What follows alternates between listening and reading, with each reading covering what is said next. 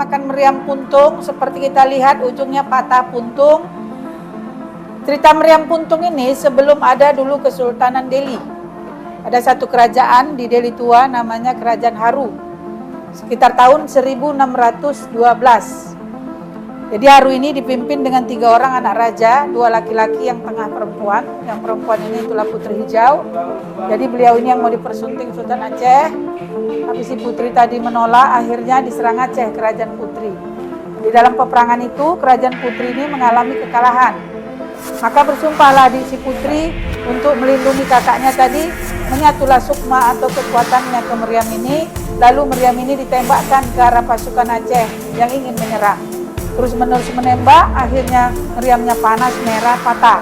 Jadi patahan meriam itu terpentalnya ke Sukanalu. Sukanalu ini nama sebuah desa di dataran tinggi Karo. Nah, itu tetap di sana, ada dilestarikan.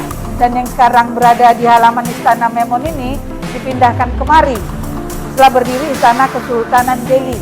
Karena yang menaklukkan Kerajaan Putri adalah Panglima Perang Sultan Aceh. Namanya Tuanku Gocah Pahlawan. Setelah ditaklukan si Gocah, Kerajaan Putri Hijau ini didudukinya 20 tahun kemudian. Jadi pada tahun 1632 berdiri Delhi yang pertama, itulah di Delhi tua. Ini istana yang kelima, 1888. Jadi intinya di mana pindah Delhi, ikut dibawa pindah juga ini meriam sebagai penghormatan dan kenang-kenangan perang saja ke Delhi. Nah, begitulah sejarah singkatnya tentang meriam puntung atau Putri Hijau ini. Dan di sini seperti kita lihat ada bunga, itu anggap aja keindahan ya, itu tradisi, ada yang ziarah, ada yang nazar kemari. Kalau air yang di mangkok itu syaratnya. Nah, abang mau dengar suara gaungnya di sini. Abang dari sini telinganya boleh diletakkan ke lubang itu. Gemuruh, jadi seolah-olah dia seperti ada arus airnya di dalam situ.